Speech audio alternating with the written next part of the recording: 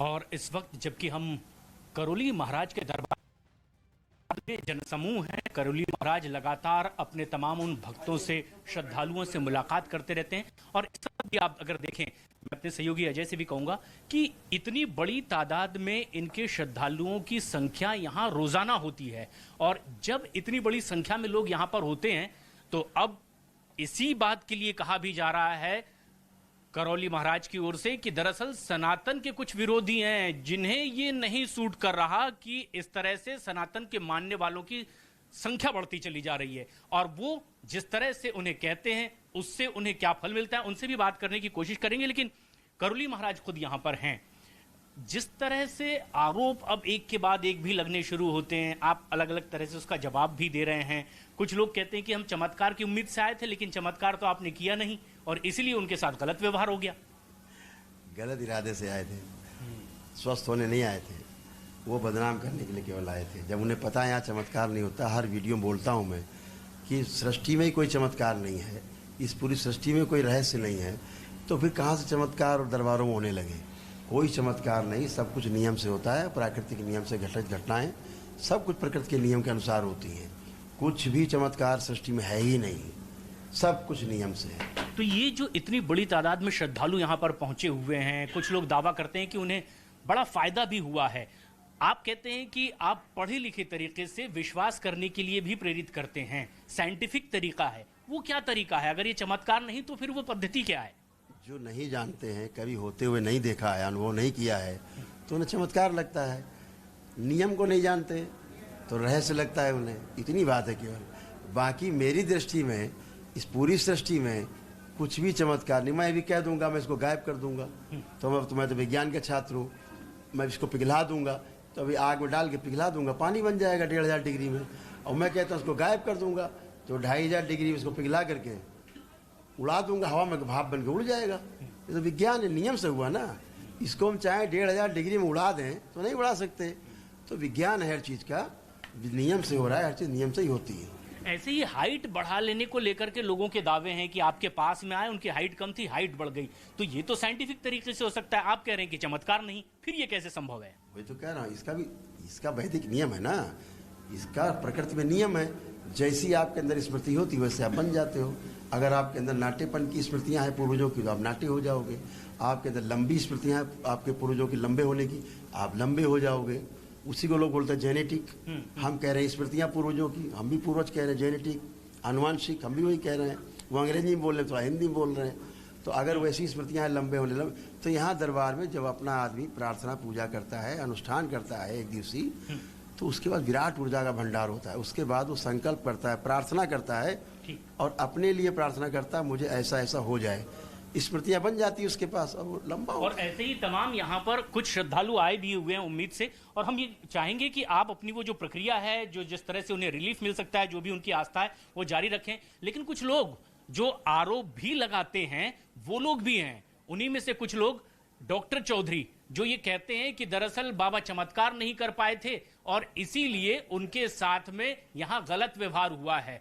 अगर आप सुन पा रहे हो ये बात डॉक्टर चौधरी, तो ये साफ इनकार किया जा रहा है करौली महाराज की ओर से।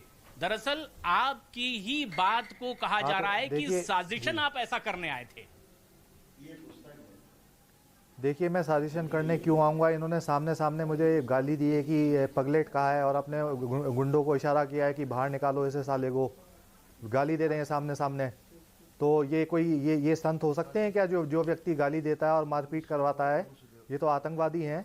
इनमें और आतंकवादियों में फ़र्क क्या है? अगर मेरी वहाँ पे मृत्यु हो जाती, मैं तो मरते मरते बचाऊँ, तो किसकी जिम्मेदारी होती फिर?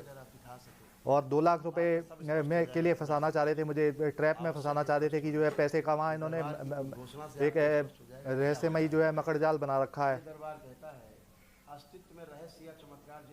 एक ऐसा वहाँ पे जो है इन्होंने पूरा भूकाल बना रखा है। वहाँ लैंड क्रूजर गाड़ियाँ खड़ी रहती हैं और हर समय जो है सिक्योरिटी वाले इनके गुंडे खड़े रहते हैं, हथियारबंद, सफारी सूट पहन के, काला चश्मा लगा के, सूटकेस लेके, जैसे कि बहुत कोई वीआईपी मूवमेंट हो रहा हो या कोई पूरे चीफ मिनिस्टर हो या जो है किसी देश के प्रधानमंत्री हों।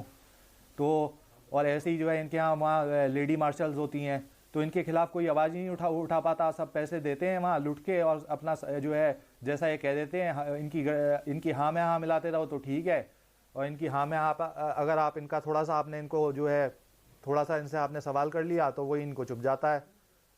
वो इनको चुप गया उस दिन, तो इन्होंने इशारा कर दिया कि भाई आज तक तो 20 साल में किसी ने हिम्मत नहीं की, इन पे पहले भी आरोप लगे हैं, इनका लंबा चौड़ा क्रिमिनल इतिहास है, हत्या का मुकदमा, और उसमें जेल जा चुके हैं ये रासुका, NSA वगैरह दुनिया भर की, वो सब कल प्रिंट मीडिया में आ ही चुका है कानपुर में। आवाज़ नहीं आ रही, कौन से चैनल पे है? अच्छा। भूत प्रेतों का भय दिखाकर आम जनता का मानसिक व शारीरिक शोषण और उत्पीड़न करने वाले तथा कथित तांत्रिकों। पुस्तक में भूत प्रेत या तंत्र मंत्र शब्द का अर्थ प्रयोग उसी अर्थ में किया गया है जिस अर्थ में वेदों में, शास्त्रों में, श्रीमद् भागवत गीता में उल्लेखित है या संप्रदायों में परंपराएं हैं, उस अर्थ में भूत प्रेत का नाम लिया गया है इस पुस्तक में। ठीक है, भूत प्रेत होते हैं इस अर्थ में नहीं। ठीक है, तो अब क्या है कि मैं दरबार तो खंडन करता है, वो कह रहे हैं हमें देखना है भूत प्रेत, हमें दिखाओ चमत्कार। मैं उनसे कह रहा हूँ वीडियो में यहाँ ऐसा कुछ होता ही नहीं बेटा, चमत्कार सब कुछ नियम से होता है। दरबार के नियम पालन करो, जैसे ये सब स्वस्थ हो रहे हैं आप भी स्वस्थ हो जाओगे। जैसे वो स्वस्थ हो रहे हैं वैसे आप भी स्वस्थ हो जाओगे। तो अब उनको ये बात समझ में नहीं आ रही, उनको ये बात समझ नहीं आई, तो उस पर वो गुस्सा आने लग गए। आपने देखा ही वीडियो, उसके बाद चैलेंज उतारा है। कुछ आरोप ये भी लगते हैं कि पुराने भी अपराध हैं, फिर माना ये भी जाता है कि भाई संतों की तो ये परंपरा रही है। अगर इस तरीके से मैं ये पूछना चाहता हूँ कि इन्हें मुझे मारने पीटने का इतनी बुरी तरीके से इन्होंने मुझे मारा है, तो ये अधिकार इनको, हाँ जी, ये अधिकार इनको किसने दे दिया? आपकी गतिविधियों को, इतिहास को, मतलब ये संत हैं या ये आतंकवादी हैं? नहीं सॉरी, मैं इससे बात नहीं करूँगा। नहीं, डॉक्टर साहब से बात करूँगा, सॉरी, इस बदतमीज़ बात नहीं करूँगा। नहीं, इससे हम ये कह रहे हैं कि हाँ नहीं, हम ये हेलो, अब जैसे हाँ हेलो, इससे पहले भी हम ही बात करेंगे लाइव में। आप करिए। इससे पहले भी जिस तरीके की हमारी परंपरा रही है कि हमने सुना है कि जिस तरीके से वाल्मीकि जी के ऊपर आरोप लगते रहे कि अपराध में वो भी कभी शामिल रहे थे, लेकिन फिर एक समय के बाद में बदलाव आता है। क्या इस तरीके से आपके ऊपर आरोप जो लग रहे हैं उससे भी आप जोड़कर देख सकते हैं कि अतीत एक अलग होता है और वर्तमान कुछ और होता है? अतीत से ही देख करके आप देखेंगे। आप अतीत से प्रेरणा लेते हैं ना, आपके पिता कैसे थे, दादा कैसे थे, कुल कैसा था, लेंगे राम कैसे थे, कृष्ण कैसे थे, उन्हीं से लेते हैं ना प्रेरणा। तो मुझे प्रेरणा लेने में क्या दिक्कत है, मुझे आपत्ति है? मैं तो कह रहा हूँ भगवान वाल्मीकि बहुत अच्छा हुआ जो तुम इस युग में नहीं पैदा हुए, राम के युग में रहे, नहीं तो ये सब सनातन धर्म के विरोधी में जेल भिजवा देते हैं।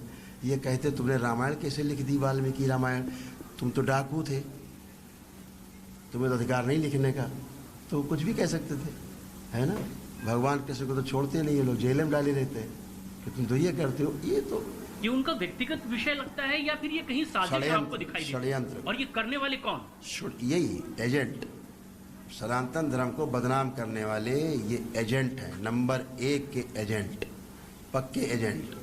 साफ साफ दिख रहा है चिकित्सा कराने के लिए यहाँ पे नहीं आए, ठीक होने नहीं आए थे वो चमत्कार दिखाइए, भूत प्रेत दिखाइए, क्योंकि लाइव चल रहा है। मैं कह रहा हूँ कि यहाँ होता ही नहीं कुछ ही। अब इसका क्या करूँ मैं, इसके लिए क्या किया जाए? तो बोले, हमने कहा जिनका जो ठीक होते उनसे मिल लीजिए, चले जाइए आप। बोले थैंक यू करके वो चले गए।